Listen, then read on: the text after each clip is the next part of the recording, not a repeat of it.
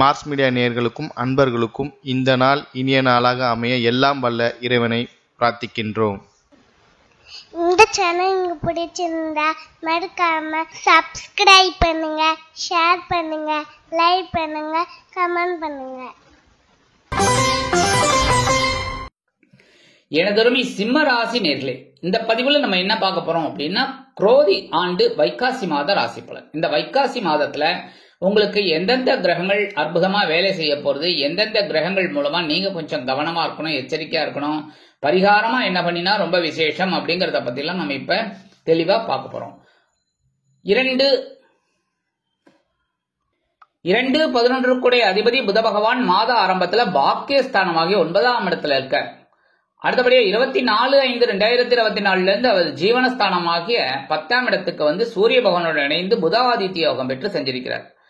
அடுத்தபடியா 9/6/2024 இருந்து இந்த புத பகவான் லாபஸ்தானமாகிய 11ஆம் இடத்துக்கு ஆட்சி அமைக்கிறார். லாபாதிபதி லாபஸ்தானத்துல ஆட்சி அமைக்கிறார்.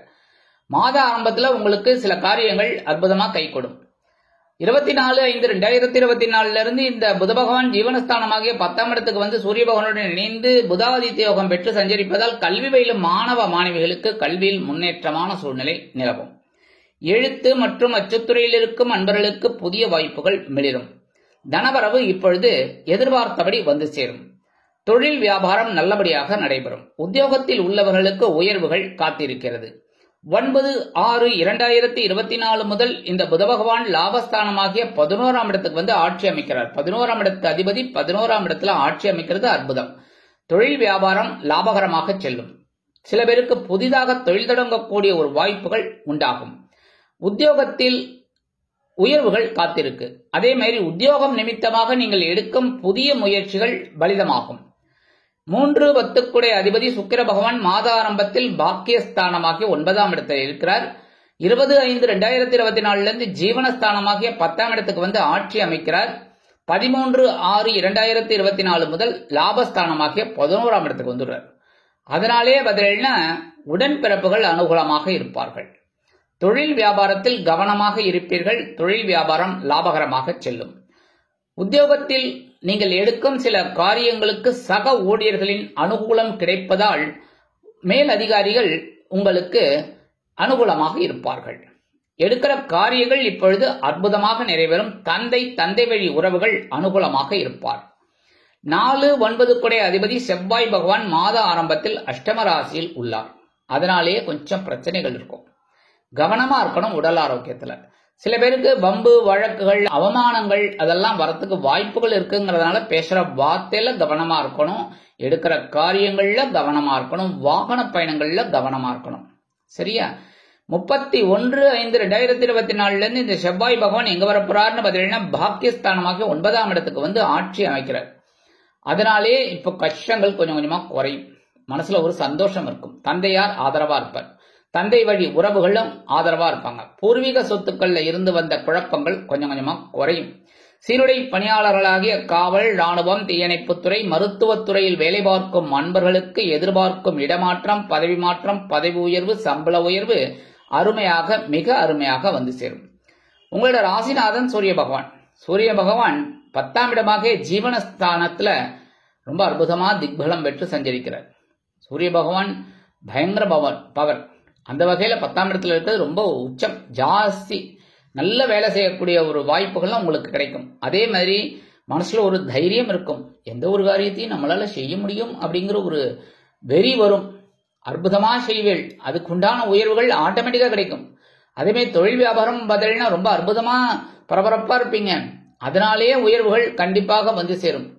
சில பேருக்கு பாத்தீங்கன்னா புதுசா தொழில் தொடங்கக்கூடிய இல்லைன்னா கிளை தொழில் இல்லைன்னா உபதொழில் இதெல்லாம் செய்யறதுக்கு வாய்ப்புகள் தேடி வரும்.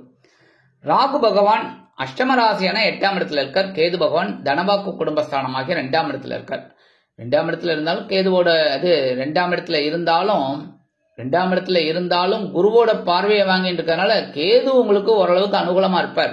இருந்தாலும் ராகு பகவான் 8ஆம் இடத்துல இருக்கிறதுனால உங்களோட கற்பனை திறன் மூலமாகவே சில குழப்பங்கள் வரும்.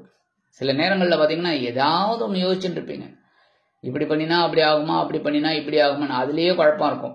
அதனாலேயே கவனமா இருக்கணும். ஒவ்வொரு விஷயத்திலையும் உடல் ஆரோக்கியத்திலையும் சரி, மன ஆரோக்கியத்திலையும் சரி, எல்லாத்துலயுமே வந்து கொஞ்சம் கூடுதல் அக்கறை எடுத்துக்கிறது நல்லது. இதெல்லாம் எப்படி சரியாகும் அப்படின்னா, ஆன்மீக விஷயங்கள்ல நீங்க நாட்டம் கொண்டீர்கள் அப்படின்னா கண்டிப்பா உங்களுக்கு நல்லது நடக்கும். அடுத்தபடியா 5, 8 குடை அதிபதி குரு பகவான் ஜீவனஸ்தானமாகிய 10ஆம் இடத்துல இருக்கார். 10ஆம் இடம் அப்படிங்கும்போது உத்தியோக மாற்றம், பதவி மாற்றம் இதெல்லாம் வரத்துக்கு வாய்ப்புகள் இருக்கு. நீங்க கேட்கலாம், சில பேர் வந்து பாத்தீங்கன்னா ரொம்ப வருஷமா ஒரே இதுல இருக்காங்களே, அது எப்படி? அது தசாபுக்தி 1. 2வது, எல்லாருக்குமே எல்லாமே அப்படியே நடக்கும்னு சொல்ல முடியாது. மாற்றம் அப்படின்னா ஒரு உயர்வுகள் கூட கொடுக்கலாம். எப்படின்னா, ஒரே இடத்துல ஒரு அசிஸ்டன்ட் மேனேஜரா இருப்பார். ஒரு 10 வருஷமா அசிஸ்டன்ட் மேனேஜராகவே இருந்தவர் 9 வருஷமா 10ஆம் இடத்துல குரு பகவான் வந்த உடனே ஒரு மாற்றத்தை கொடுப்பார். என்ன? மேனேஜரா போஸ்டிங். மாற்றம் தானே? அசிஸ்டன்ட் மேனேஜர்ல இருந்து மேனேஜர் ஆயிட்டார்ல, அப்போ ஒரு மாற்றம் இருக்குல்ல, அது ஒரு நல்ல மாற்றம் தானே. அந்த மாதிரி கூட நிறைய பேருக்கு அமையும். அதனால கவலைப்பட வேண்டாம். நிறைய பேர் வந்து உத்தியோகம் போயிடும், பரபரப்பா இருக்கிற மாதிரி இருக்கும், எல்லாமே போயிடும், உத்தியோக மாற்றம் கிடைக்கும் அப்படின்னு அதெல்லாம் நீங்க கவலைப்பட வேண்டாம். இந்த மாதிரி ஒரு நல்ல மாற்றங்களும் உங்களுக்கு கண்டிப்பா கிடைக்கும். இருந்தாலும் குருவோட பார்வைன்னு வந்ததுன்னா தனவாக்கு குடும்பஸ்தானமாகிய 2ஆம் இடத்துல இருக்கிறதுனால வரவு வந்துட்டே இருக்கும். எப்படி வரும்? நீங்க கேட்டிருந்த அந்த உதவிகள், இன்சென்டிவ், அது இதெல்லாம் வரத்துக்கு வாய்ப்புகள் இருக்கு. அடுத்தபடியா 4ஆம் இடமாகிய சுகஸ்தானத்துல 7ஆம் பார்வை விழுறதுனால சில பேருக்கு சொத்து சேர்க்கை உண்டாகும். திடீர்னு வாங்கக்கூடிய ஒரு வாய்ப்புகள்லாம் இந்த குரு பகவான் பார்வை பலத்தால கொடுப்பார். உறவுகள் பலமா இருப்பார். எவ்வளவு பிரச்சனைகளுக்கு நடுவுலையும் உறவினர்கள் சந்தோஷமா உங்களுக்கு சில உதவிகளை செய்வாங்க. அடுத்தபடியா 9ஆம் பார்வையா 6ஆம் இடத்தை பார்க்கறதுனால உங்களோட கடன் சுமை குறையும். அடுத்தபடியா மனசுல ஒரு தைரியம் இருக்கும். 6, 7 குடை அதிபதி சனீஸ்வர பகவான் கலத்திரஸ்தானமாகிய 7ஆம் இடத்துல சசயோகம் பெற்று சஞ்சரிக்கிறார். 1, 4, 7, 10 ஆகிய கேந்திரங்கள்ல சனி பகவான் இருந்தார் அப்படின்னா யோகம், பஞ்சமுகா புருஷ யோகம், அதுக்கு பேர் சசயோகம். இந்த சசயோகம் உங்களுக்கு இருக்கிறதுனால நீங்க உத்தியோகத்துல நீங்க வைக்கிறது தான் சட்டம், இப்படித்தான் இருக்கணும் அப்படின்னு சொல்லி செய்வீங்க. அதுக்கு மேலதிகாரிகளும் அனுசரணையா இருப்பாங்க, சக ஊழியர்களும் உங்களுக்கு அனுசரணையா இருப்பாங்க. அதே மாதிரி தொழில் வியாபாரத்திலையும் ரொம்ப இதா இருப்பீங்க, கவனமா இருப்பீங்க. என்ன ஒண்ணு, நண்பர்கள் விஷயத்துல கொஞ்சம் கவனமா இருக்கணும். புரியுதா? நண்பர்கள் விஷயத்துல ரொம்ப கவனமா இருக்கணும். உங்களோட முக்கியமான டீலிங்ஸ், முக்கியமான பிரச்சனைகள், முக்கியமான இதெல்லாம் வந்து நண்பர்களிடத்துல ஷேர் பண்ணக்கூடாது. அதாவது ரொம்ப கேர்ஃபுல்லா இருக்கிறது நல்லது. அதே மாதிரி வாழ்க்கை துணையோட உடல் ஆரோக்கியத்திலையும் கொஞ்சம் அக்கறை எடுத்துக்கிறது நல்லதுங்க. சரி, பரிகாரமா என்ன பண்ணினா ரொம்ப விசேஷம் அப்படின்னா, நவ கிரகங்களில் உள்ள குரு பகவானுக்கு வியாழக்கிழமைகளில் நெய் தீபம் ஏற்றி வழிபாடு பண்ணிட்டு வாங்கோ. அடுத்தபடியா நவ கிரகங்களில் உள்ள சனீஸ்வர பகவானுக்கு சனிக்கிழமைகளில் ஏல் தீபம் ஏற்றி வழிபாடு பண்ணிட்டு வாங்கோ. தினந்தோறும் புற்றுக்கோயில் போயிட்டு வாங்கோ. முடியாதவ செவ்வாய்க்கிழமை, வெள்ளிக்கிழமை, ஞாயிற்றுக்கிழமை போயிட்டு வாங்கோ. அதுவும் முடியலையா கண்டிப்பா ஒரு நாள் போயிட்டு வாங்கோ. சரியா? ஏன்னா புற்றுக்கோயில் போயிட்டு வர்றதுதான் இந்த ராகு கேது பிரீத்தி. அதனாலேயே சில மனசுல இருக்கிற உங்களோட கஷ்டங்கள், கவலைகள்லாம் குறையும். அடுத்தபடியா இந்த மாசம் வைகாசி மாசத்துல ஒரு நாள் சூரியனார் கோயில் போயிட்டு வாங்கோ.